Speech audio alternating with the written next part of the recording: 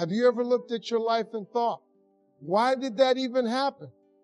I'm talking about the losses, the pain, the disappointments that shook you up. You think it's random, but let me tell you it's not. God is intentional. He's not just winging it with your life. Everything you have been through is part of the blueprint. God doesn't waste pain. He doesn't waste heartbreak. He doesn't let you suffer just for the sake of it. He takes every scar, every closed door, every betrayal, and he folds it into the recipe. You don't always see it while you are in it, but later when the full picture unfolds, you'll realize it was working for you, not against you. You got to stop thinking of your past as a pile of broken pieces. It's not junk, it's raw material. It's what God uses to build something greater in you. Your mistakes, he'll mold them. Your failures, he'll flip them. What tried to bury you might be the very thing that grows you. Sometimes we only see the pain, but God sees the potential. That season where you were broke, lonely, or feeling like a failure taught you something. Maybe it humbled you. Maybe the fire in you. Maybe it pushed you closer to God. That's not wasted. That's work. That's divine development. There's stuff you went through that you didn't understand until years later. That's proof right there. You thought it was a setback, but it ended up saving you from something worse. You thought you were being punished, but really you were being positioned. Positioned for purpose, for power, for peace. We want growth without discomfort, but real purpose is born out of real pressure. Diamonds aren't made in peace, they are formed under pressure. Do you want to live with purpose? You got to stop resenting your process. God's shaping you in it. He's building your character, your patience, your resilience. If you are in a storm right now, just know that God is taking notes. He doesn't skip steps. He doesn't overlook pain. He's not going to let anything you went through go to waste. You just keep showing up because that pain has a purpose stitched into it. When God brings you into your season, it's going to be because you trusted him through the seasons that didn't make sense. And when people ask how you made it, you'll be able to say, it wasn't luck, it was God using every part of my story, even the ugly parts, to push me into purpose. People get too caught up in what they do and forget who they are. I'm just a server. I'm just a warehouse worker. I'm just a stay-at-home parent. Listen to me, you are not your job title. You are not your income bracket. You are a child of God with purpose stamped on your soul.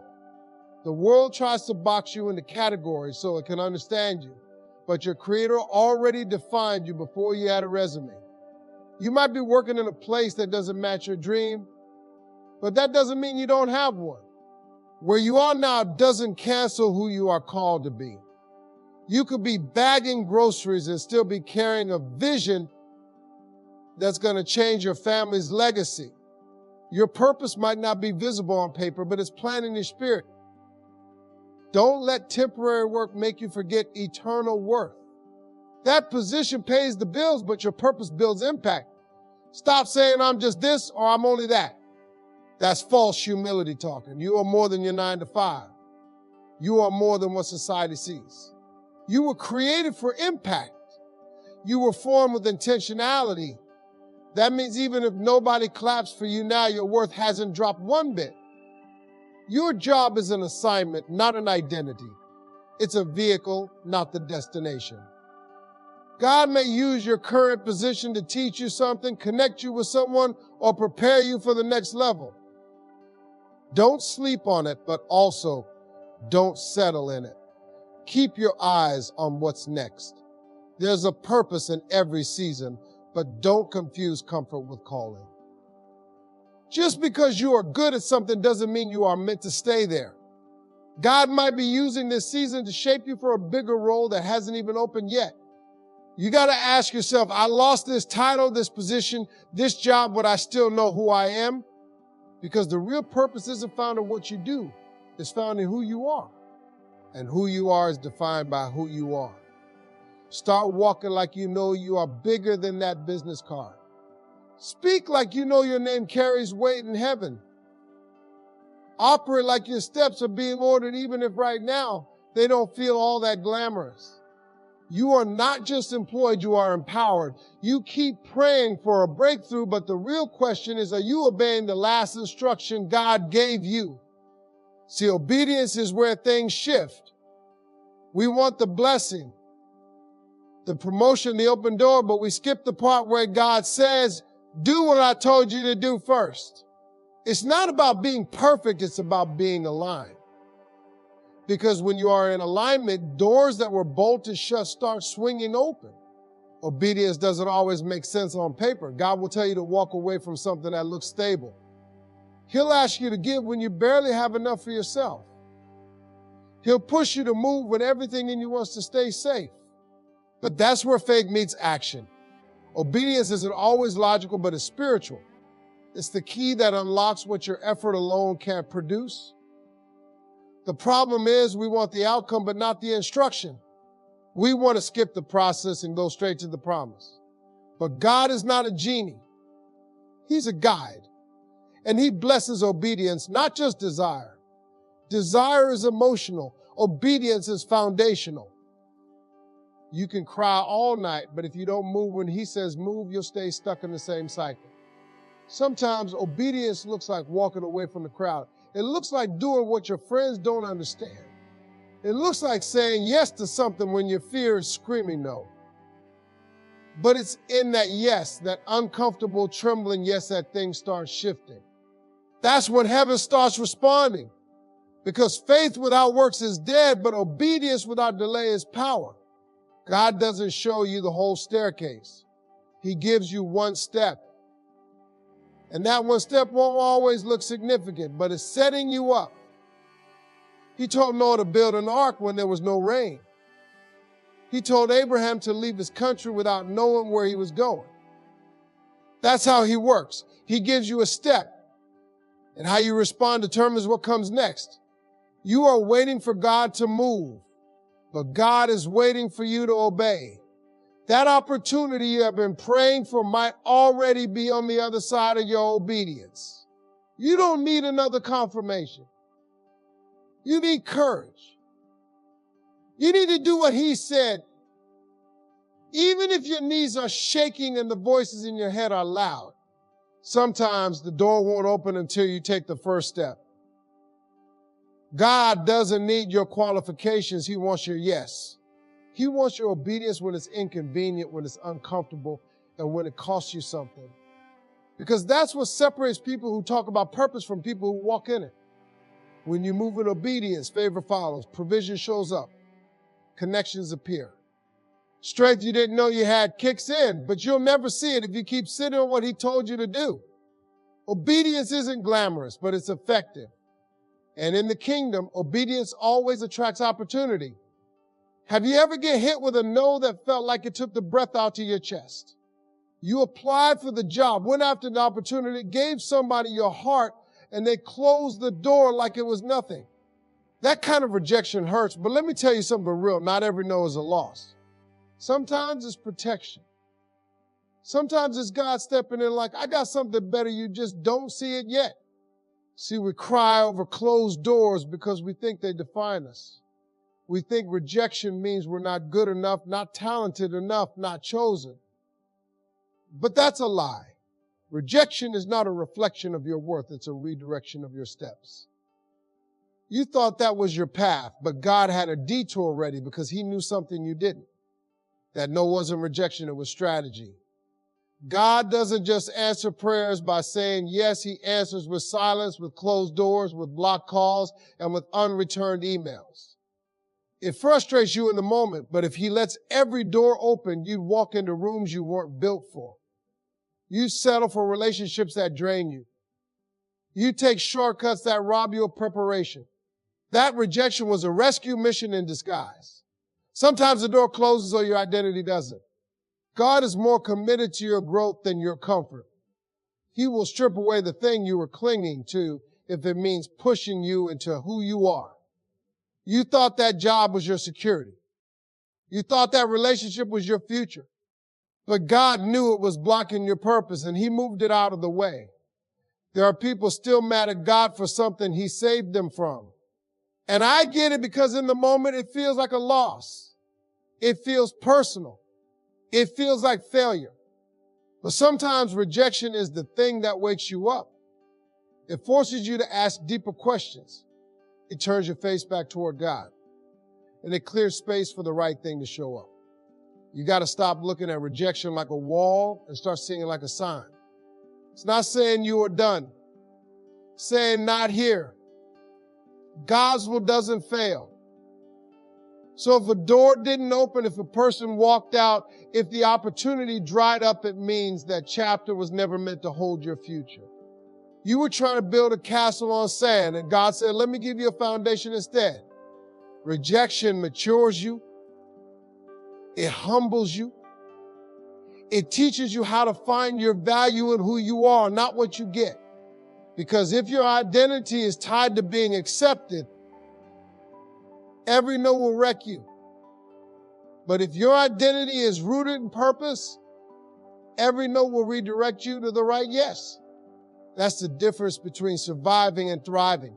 Sometimes the biggest blessings in your life will come from the doors God didn't let you walk through. But you only realize it when you have walked far enough to look back and say, thank God I didn't end up there.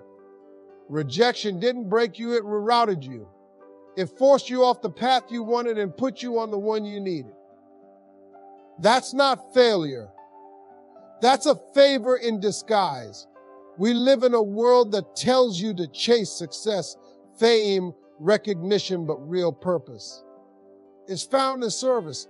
If you want to unlock the reason you were put on this earth, stop asking, what do I want out of life? And start asking, who am I here to help? Because purpose isn't about the spotlight, it's about impact. It's not about being seen, it's about making sure others feel seen. There's a reason why, even after the money and the accomplishments, some people still feel empty.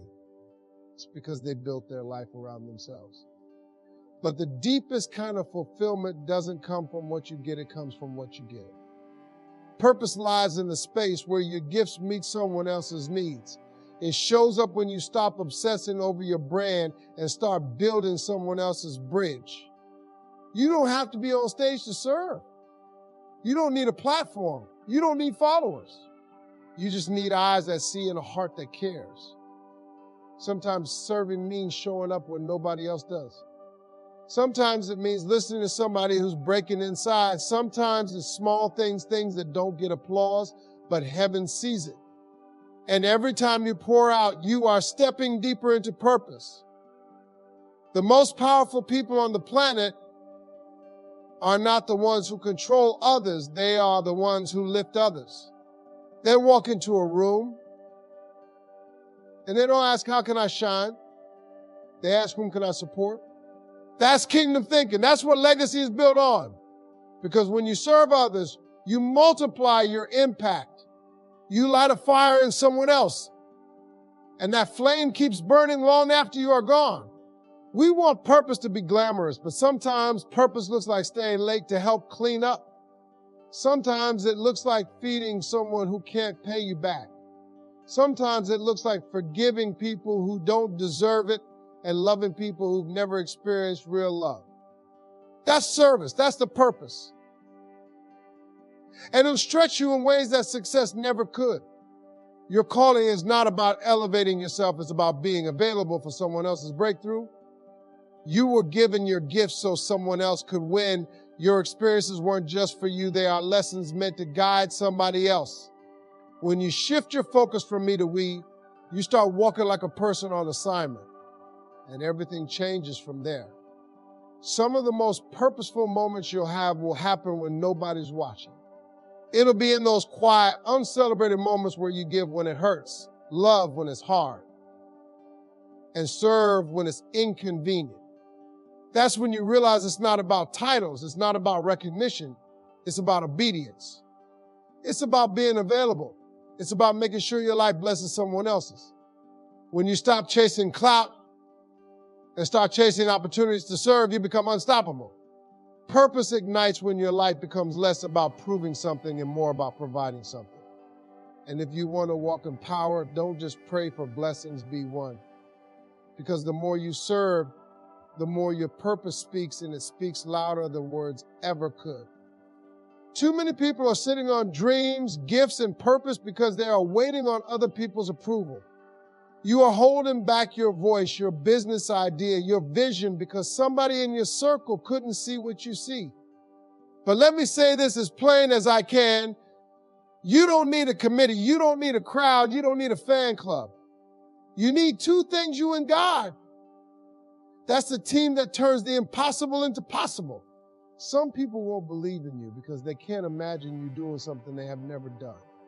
They judge your calling based on their limitations. Don't let their fear become your ceiling. You were built differently. God gave you the vision, not them. So stop expecting people to cheer for something they were never called to carry. That dream was planted in your heart, not theirs. You got to get to a place where you stop depending on external validation. If they never clap, if they never share your post, if they never buy your product, you still show up. You still go hard because you weren't built on applause. You were built on purpose. And when you believe in what God has placed inside you, you'll find a way where nobody else believes there is one. God has a track record of using people nobody believed in. David was just a shepherd. Moses stuttered. Gideon was hiding. But they had one thing in common. They trusted God over public opinion. And that's what moved the mountains. Not popularity, not followers, not likes, faith. Bold, stubborn, obedient faith that says, even if nobody else gets it, I'm still going. When it's just you and God, the noise of the world gets quieter. You stop chasing approval and start chasing assignments. You stop waiting for someone to open the door for you and realize you can build your own. You start walking differently. You carry yourself like someone who knows heaven is backing you up. And that changes everything. Some of the most powerful moments in your life will happen in silence. Nobody will notice. Nobody will understand. And that's okay. God sees it. He saw you show up when it was hard. He saw you fight through the doubt. He saw you build when nothing around you said success. You don't need them to believe in you when He has already called you. Let people doubt you. Let them talk. Let them roll their eyes. It doesn't matter because you know what's inside you. You know what God whispered to you in the midnight hours. You know the calling that burns in your bones. You are not waiting on their green light. You are already walking in purpose. And sooner or later, they'll wish they believed when you first started. This journey isn't about popularity. It's about obedience. It's about showing up when it's just you and God. Because the truth is, that's always enough. When you believe deeply in what He put in you, and when you match that belief with bold action, you become unstoppable. Not because the crowd is behind you, but because the Creator is within you. People love to count themselves out because they don't feel qualified. I don't have the education. I don't have the money. I've made too many mistakes. Listen, God's not out here looking for perfection. He's looking for availability. And history proves it over and over again. God does His best work through the most unlikely people. You don't need to be famous, flawless, or flawless on paper. You just need to say yes. When God picked David, he was out in a field, not on a stage. When God chose Moses, he was running from his past. When He called Esther, she was just a regular girl in the palace. But they all had something in common. They were available. They weren't trying to be perfect. They were just willing to move when God said move. And because of that, they stepped into a power they didn't even know they had. You don't have to be the most talented. You don't have to be the loudest. You don't have to know all the right people. If you are obedient, if you are humble, and if you are willing to take a step with shaky hands and trembling knees, God will do the rest. He's not asking you to carry the whole thing. He's just asking you to carry the faith to start. We idolize success so much that we forget most breakthroughs started with a regular person saying, okay, God, let's go. They didn't know how it was going to happen. They didn't have the whole plan, but they trusted the one who gave the vision. That's what separates the ordinary from the extraordinary, the courage to try when nothing around you says you should win. God doesn't bless arrogance, he blesses obedience. That's why he'll skip over the one who looks the part and use the one who lives the part. The one who's been in the background. The one who's been through hell and kept showing up. The one who has every reason to quit, but still believes something greater is ahead. That's who he puts his hand on. You got to stop talking yourself out of greatness. Stop telling God who you are not and start trusting him with who you are. You don't have to fix everything first. You don't have to become someone else. He made you with your voice, your background, your story for a reason. What you think disqualifies you might be the very thing that makes you relatable to the people you are called to impact. People are waiting for polished leaders, but what they need are real ones. People who have scars but still show up. People who failed but didn't fold. That's how God gets glory, by taking someone the world overlooked and making them the one that changes the game. That's how legacies are built. Not by people who had it all together, but by people who stayed faithful when they didn't. You might feel ordinary, but you serve a God who's anything but. And when his power hits your life, there's nothing average about what you can accomplish. You were made for more, not because of who you are alone, but because of who's behind you. He takes regular, broken, uncertain people and turns them into walking testimonies. All he needs is a vessel that won't back down. Everybody wants to call it, but not everybody's willing to carry the weight of it. See, your calling isn't just a title, it's a responsibility. It's not a moment, it's a lifestyle. You don't just stumble into purpose and stay there by accident. It takes commitment. It takes grit. It takes waking up when you don't feel like it and still showing up when no one's clapping. That's where the difference is made in consistency. You can be gifted, anointed, favored, but if you are not committed, you'll keep starting and stopping, wondering why things never fully take off.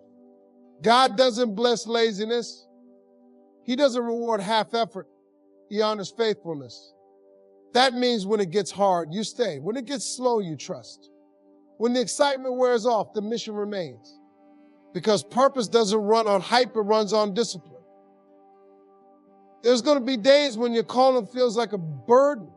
Days when people misunderstand you. Days when you question yourself. And in those moments, you don't need a new word. You need commitment to the original word God gave you. Go back to that. Go back to what he showed you before it got complicated. Before the pressure. Before the doubt. Your commitment has to be stronger than your emotions. People will celebrate you on the mountaintop, but it's in the valley where commitment is proven. It's when nobody's watching that your faith gets tested. Will you write when nobody reads it? Will you serve when no one says thank you? Will you prepare when the opportunity hasn't shown up yet? That's the part people don't post, but it's the part that builds power. Your calling doesn't adjust to your comfort. It demands growth. It will stretch you. It'll require sacrifices your peers don't have to make. You'll have to say no to good things to stay focused on God's things. You'll have to choose discipline over distraction. That's not punishment, it's preparation. Because where God's taking you, you can't afford to be halfway in. Commitment doesn't mean you don't feel tired. It means you don't let tiredness make your decisions. It means you remember the why behind the work. It means you stay connected to source so you can keep pouring out. Because burnout comes when you try to walk in calling without staying rooted in the one who called you. You can't run on fumes. You need fuel from the Father. There will be days when you feel like quitting. That's normal. But feelings are not facts. And quitting is not an option when you know you were called. You were chosen, appointed, set apart not for ease, but for impact. And that impact requires follow through. It requires pushing past resistance, not retreating from it. You don't need perfect conditions, you need a made-up mind. When you decide to stay committed, heaven backs you up. Doors start opening not just because you are talented, but because you are trusted. Because God knows you won't fold when it gets tough. And that kind of person, that's who gets elevated. Not the flashiest, not the loudest, but the faithful. The one who shows up, locks in, and doesn't stop till the mission is done. You can pray all day, but if you don't move your feet, you are not walking in faith, you are just daydreaming. Faith is not just what you believe, it's what you are willing to do about what you believe. Saying I trust God while staying passive is like planting a seed and never watering it, then wondering why nothing's growing. Faith without works isn't spiritual, it's empty. You have got to move with what you believe. Let's be real, it's easy to shout amen when the promise is preached, but can you wake up at 5 a.m. and work on that dream? Can you keep building when the results don't show up right away? Faith is action, emotion is vision backed by hustle. It's not about waiting for the perfect moment. It's about grinding with the strength you have, trusting that God will multiply it along the way. God honors movement. He can bless what you build, not what you just wish for. You want the job, but won't send the application. You want the relationship, but won't work on yourself. You want the breakthrough and won't take the risk. Don't just ask God to open the door, go knock on it. Go push it. Go build your own if you have to. That's what real faith looks like. Some people are praying for things they are not prepared for. You say you are ready, but your work ethic says otherwise. If God dropped the blessing in your lap today, would you even be ready to carry it? Faith doesn't just believe in the outcome, it prepares for it like it's already on the way. You show up early, you stay consistent, you sharpen your skills. That's how faith shows up on Monday morning. We've got to stop using faith as an excuse to be lazy. I'm just waiting on God. No, you are avoiding discipline.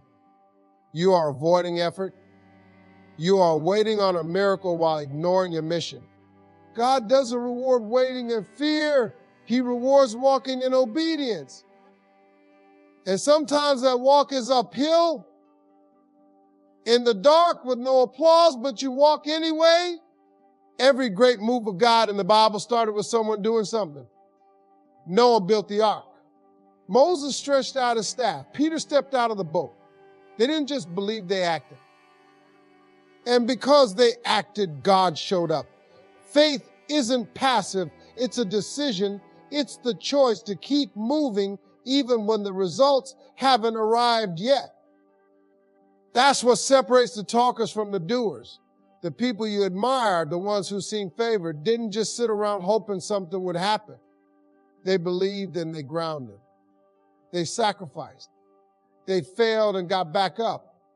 They worked behind the scenes when nobody was watching. That's not luck. That's faith in motion. That's what causes blessings to find you, because you are already in the position. Don't just speak and sweat for it. Don't just believe in it, build for it. Faith was never meant to be stationary. It's a tool, a power, a fire that fuels action. When you combine vision with hustle, prayer with planning, and belief with bold steps, you are not just hoping anymore. You are aligning yourself with the promise, and heaven responds to that kind of faith every time. Let's be honest, purpose isn't cute. It's not pretty. It's not wrapped in a bow with a nice little card. Your purpose is going to stretch you, push you, and challenge you in ways you never imagined. If you thought purpose was going to be a smooth ride to the top, you are in for a rude awakening. The truth is, your purpose is meant to be uncomfortable, because that's how growth happens. If you are too comfortable, you are not changing. You are just existing. You can't build something great if you are trying to stay cozy. Comfort zones are comfortable, but they are also restrictive.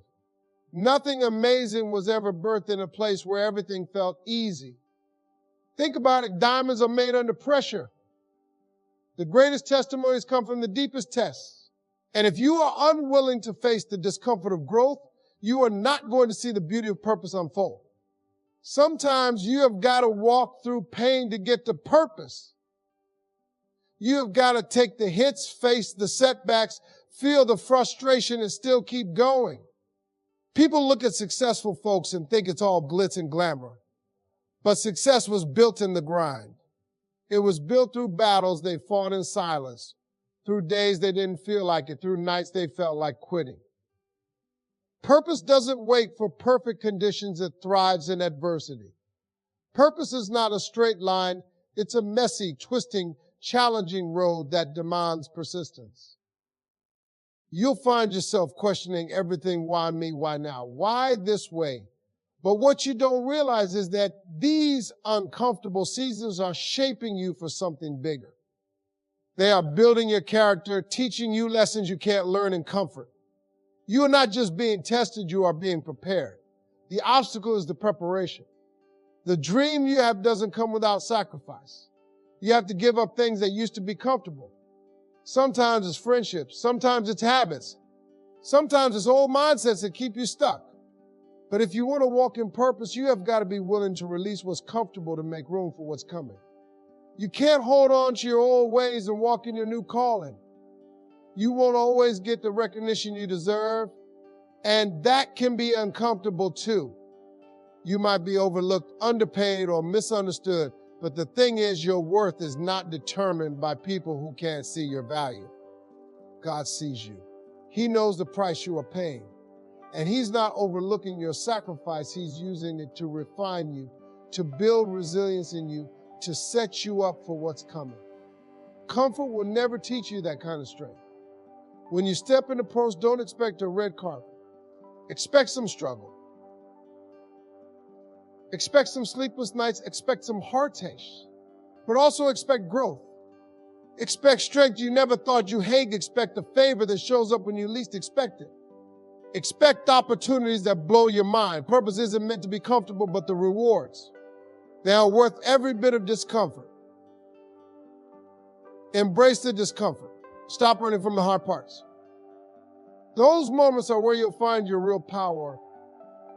They push you to your limits, also help you discover you've got more in you than you ever realized. You are not just getting through the uncomfortable moments, you are growing into the person who can carry the purpose you were made for.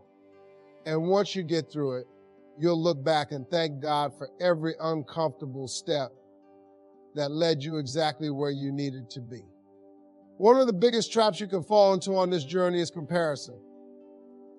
It'll rob you blind. You scroll through social media, see someone else's success, and suddenly you start doubting your own. You begin to wonder why you are not where they are, why you don't have the following, the accolades, the platform they do. But let me remind you, your calling isn't theirs, and your race is not their race.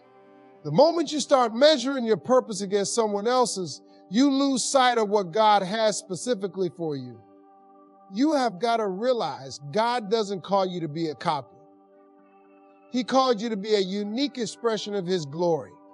If you are too busy looking at someone else's life, you'll miss the beauty of your own path. Your purpose was custom designed for you, not for the person you are jealous of. And no matter how successful or glamorous their journey looks, it's not your journey. God doesn't need you to be like anyone else. He needs you to be the best version of you. Comparison makes you forget that your own story is enough. You start thinking, I'll never be as good as them.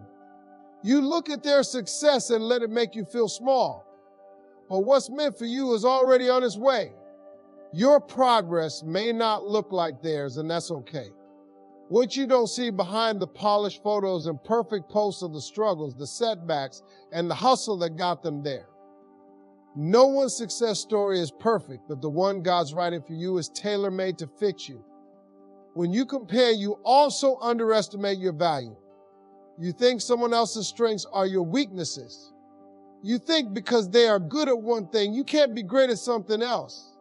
But what you don't know is that your gift, your purpose is just as important, just as powerful, and just as needed as anyone else's. You were placed in this world for a reason, and no one can replace the impact you are meant to have. Comparison makes you forget how unique and valuable your calling is. The truth is, comparison will cause you to lose focus. Instead of building your dream, you start obsessing over someone else's. You get distracted trying to copy someone else's strategy, their flow, their brand. But that's not your flow. That's not your blueprint. Your calling is yours and only yours to fulfill. The moment you stop looking at what everyone else is doing to focus on the work in front of you, then everything changes. The people you are comparing yourself to, they started just like you, unsure, uncertain, and maybe even failing at first. They didn't get to where they are by looking sideways at someone else. They got there by keeping their head down, focusing on their growth, and pushing through the obstacles. When you stop looking to the left and right, you'll realize how far ahead you are, because you have been running your race the whole time. God has placed gifts inside you that are meant to be seen, felt, and experienced by the world in a way only you can deliver. When you compare, you minimize the power of those gifts. You are telling God, what you gave me isn't enough. But it is enough. What you have is more than enough to fulfill your purpose. And when you stop measuring your success against others, you'll start seeing the greatness in your journey. Comparison steals your peace. It creates anxiety and discontent.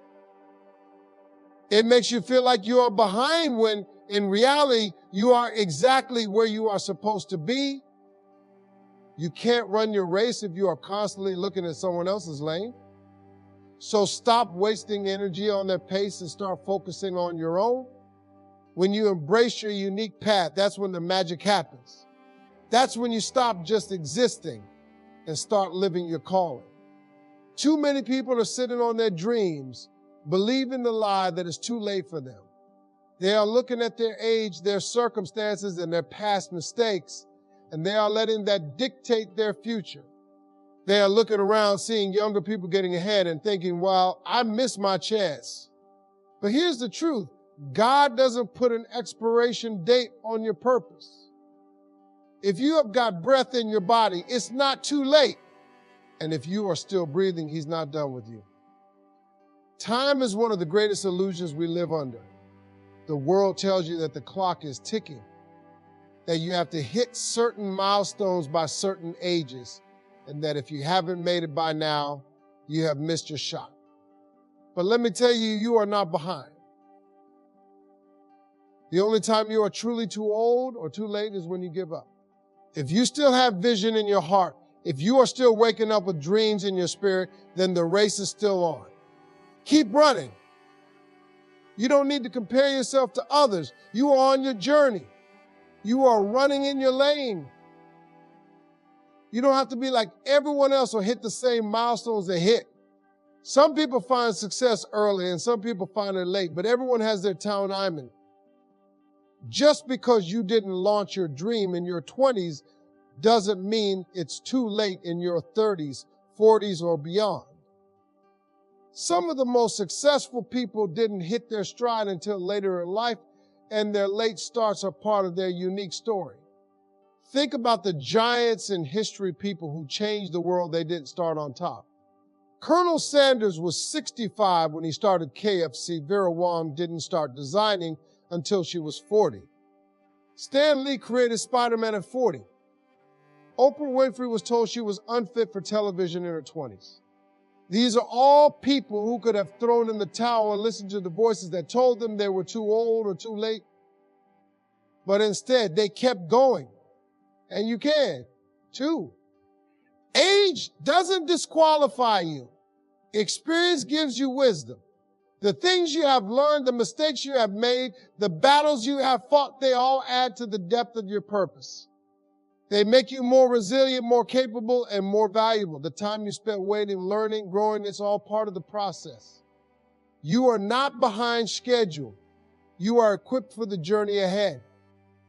Don't let society's standards of when determine your steps. The longer you wait to step into your calling, the harder it gets. That's true. But the fact that you have been through setbacks, struggles, and delays doesn't make you less worthy. It makes you even more powerful.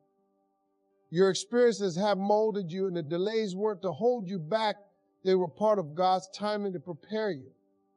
The right doors are going to open not when you are ready in the eyes of the world, but when you are ready in His eyes. Stop telling yourself it's too late. It's never too late to start, to try, to chip into what you were created to do. If you have a dream in your heart, it's still alive. If you have a passion, it's still burning. Don't let the world tell you that you missed your moment. If you are still breathing, your moment is now. Your purpose isn't tied to age, it's tied to obedience. And as long as you are willing to say yes to God, it's no such thing as too late. Every day is a new opportunity. It's a new day to pursue what's in your heart, to learn something new, and to go after your purpose with everything inside you. So stop holding yourself back because of your past or your age. You have everything you need right now to start moving toward your destiny. And if you have made mistakes or faced setbacks, don't count that as failure. Count it as training for the greatness you are about to walk into. You are not too old, and it's never too late. So many people try to hide their weaknesses, cover them up, and pretend like they don't exist. They're afraid that if people see their flaws, they won't be able to succeed. But here's the truth. Your weakness is not a liability. It's an opportunity for God to show his power. The things you think disqualify you, the places where you are unsure, the areas where you feel inadequate, that's exactly where God moves. He doesn't need your strength. He just needs your surrender. See, God doesn't need you to be perfect. He just needs you to be willing. If you could do it all on your own, you wouldn't need him. But your weakness, that's the space where his strength fills the gap. It's in your brokenness, your failures, your imperfections that God's power is most evident. You don't have to be Superman. You just have to be available. And when you let go of trying to be strong all the time, that's when you make room for him to show up in ways you never expected. In 2 Corinthians 12:9, Paul says, "But he said to me, my grace is sufficient for you, for my power is made perfect in weakness." This is where the game changes. The places where you feel like you are failing or falling short are the exact places where God says, that's where I'm going to show up. That's where I'm going to strengthen you. It's in those cracks, those gaps, those weaknesses that the glory of God shines the brightest. You have been trying to cover them up, but God is saying, I want to use them. So stop hiding from your weaknesses and start embracing them. The thing you have been ashamed of, the area where you have felt inferior, God can use that. He wants to use that.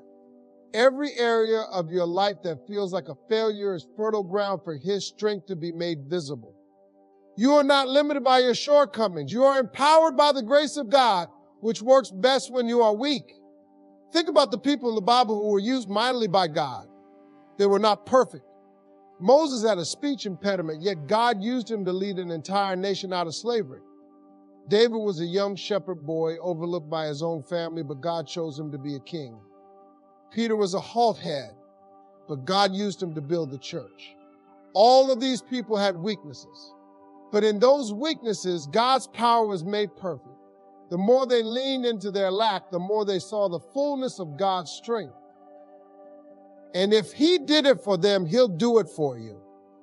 Your weakness isn't a sign that you are not ready for your calling. It's proof that God is preparing you for something bigger. You can't walk into the fullness of your purpose with just your strength. You need God's strength. And he's waiting for you to acknowledge your limits, to admit your need for his help, and to let him fill you up in the places where you feel empty. The moment you realize that your weakness doesn't disqualify you, it qualifies you to see God work, that's when the breakthrough happens. God doesn't want you to hide your brokenness. He wants to step into that space and transform it. You may feel like you are not enough, but the truth is God is more than enough. When you feel like you can't carry the weight, that's when his power carries you. The strength you have been looking for isn't found in your ability to stand tall. It's found in your willingness to fall into him. It's found in surrendering your pride, your self-sufficiency, and your desire to be perfect. When you lean into your weakness and let God move, that's when you experience the fullness of his strength. His grace is sufficient for you, and his power is made perfect in your imperfection. Your weakness is not a roadblock to your calling. It's the pathway that leads to his glory. The enemy isn't attacking you because you are weak. He's attacking you because you are dangerous. The enemy only fights against what he fears. He doesn't waste his time on small things. He doesn't send his attacks against people who don't have something powerful inside of them. If you are being attacked, it's a sign that you are a threat to his plans. He's afraid of the power that's growing inside you, the vision that's unfolding, and the destiny that's waiting for you. That's why you are under attack right now. The enemy sees what you can't always see. He sees your potential.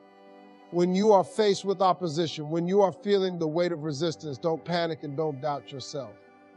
The enemy doesn't attack empty vessels. He attacks people who are carrying something that has the potential to shift atmospheres, to change lives, to bring glory to God. The more you grow in your purpose, the more the enemy tries to distract you, discourage you, and derail you from the path you are walking. Why? Because he knows the power that's inside you, and he's terrified of what you can do when you finally realize who you are. If everything in your life were easy and smooth, you'd have to question whether you are walking in your purpose. When you are doing nothing, when you are not stepping into your calling, the enemy doesn't bother you. But as soon as you make up your mind to move forward, to stand in faith, to take action, get ready. That's when the attacks start coming. The enemy doesn't waste his time on anyone who's not a threat. But the moment you say yes to your destiny, you make yourself a target. The battle intensifies because he sees your greatness before you even recognize it. This is why you need to embrace the battle. It's not an accident. It's not punishment. It's confirmation. You are on the right track. If the enemy is attacking you, it's because you are walking in purpose, you are stepping into greatness, and you are advancing the kingdom of God in ways that shake him to his core. The battle is proof that you are doing something right.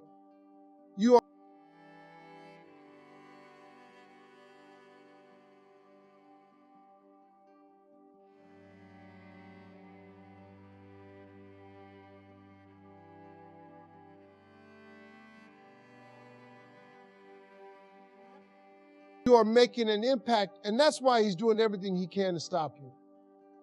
Keep pushing. The fact that you are being attacked means you are on the right path. The enemy will try to at your identity. He will send doubt, fear, and confusion to make you question who you are. But you can't let him succeed. The battle over your identity is not about what's happening in the physical, it's about what's happening in the spiritual. The enemy knows that once you realize who you are and whose you are, you become unstoppable. So he'll try to fill your mind with lies to get you to doubt God's calling in your life. But no matter how loud the lies get, stay rooted in the truth of God's word. You are fearfully and wonderfully made. You are chosen. You are equipped. And nothing the enemy throws at you can change that. He'll also attack your relationships. Why? Because he knows the power of unity. He knows that when you align yourself with the right people who support, encourage, and pray for you, there's nothing you can't do. So expect disruptions in your relationships. Expect misunderstandings, conflicts, and disunity. But understand that this isn't just about people. This is a strategy. The enemy wants to isolate you because he knows that when you stand alone, you are vulnerable. But when you stand in unity with others, you become a force that can't be stopped. Don't let him break your connections. Fight for your relationships. The enemy will also attack your dreams. When you begin to dream big, when you begin to set goals that align with God's will for your life, expect resistance. Dreams are the enemy's biggest fear because they have the power to change everything. So when you set out to do something great, watch as doubts and obstacles start to pop up. Don't be surprised by them. It's part of the process. The more you push forward toward your dreams, the more the enemy will try to discourage you. But here's the secret. Don't back down.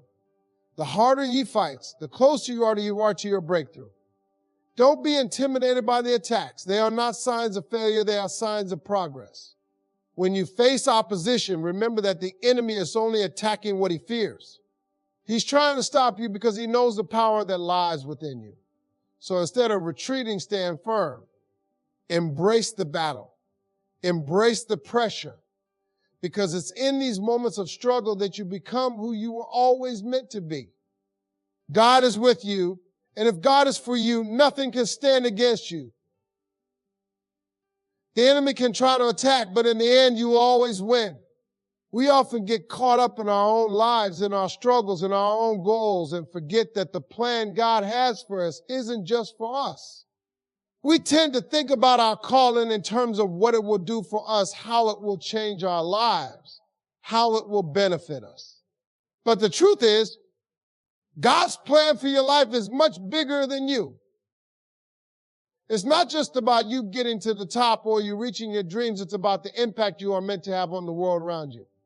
Your purpose extends beyond your success. And the moment you realize that, everything shifts. You were created for such a time as this, and your life isn't just a series of events that affect you alone. Every step you take, every challenge you overcome, and every success you achieve is part of a much bigger picture.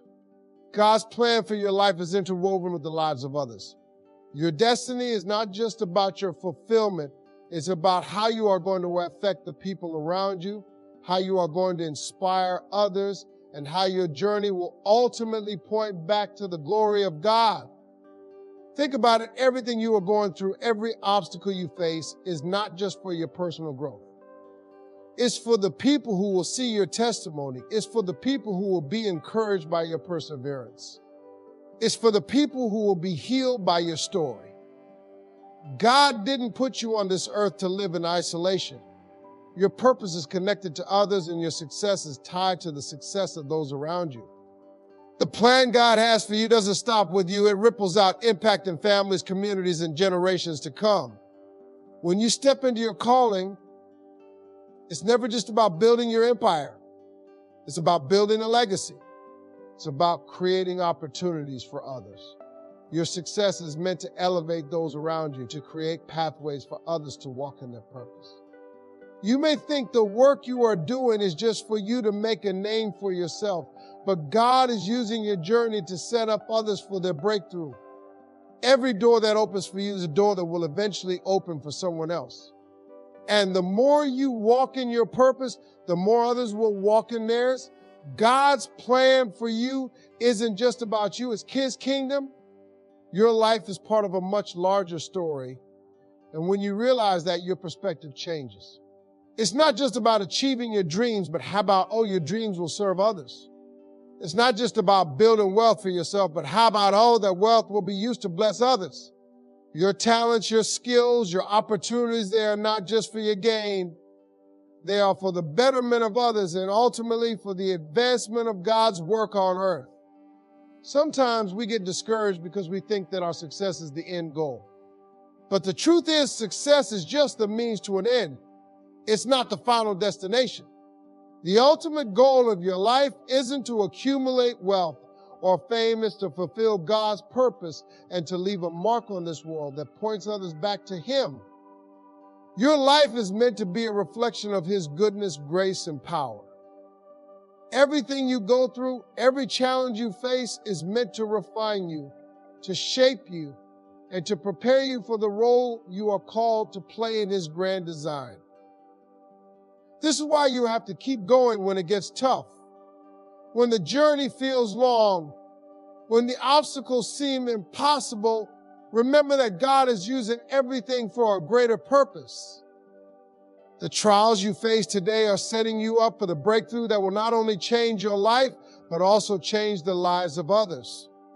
Your journey isn't just for you, it's for those who will watch you rise and find the strength to rise with you. Every setback is a setup for someone else's comeback. You are part of something much bigger than yourself. God's plan isn't just about you, it's about what He wants to do through you. Your life is a vessel, a tool. And when you step into that calling, you become a part of something divine, something that transcends the limitations of your understanding. Your purpose is to be a blessing to others, to bring light into darkness, and to point the way to the hope and healing that only God can provide. So when you feel like quitting, when you feel like it's too hard or it's too much, remember this isn't just about you. It's about what God is doing in you, through you, and for the world around you. And that's a purpose worth fighting for.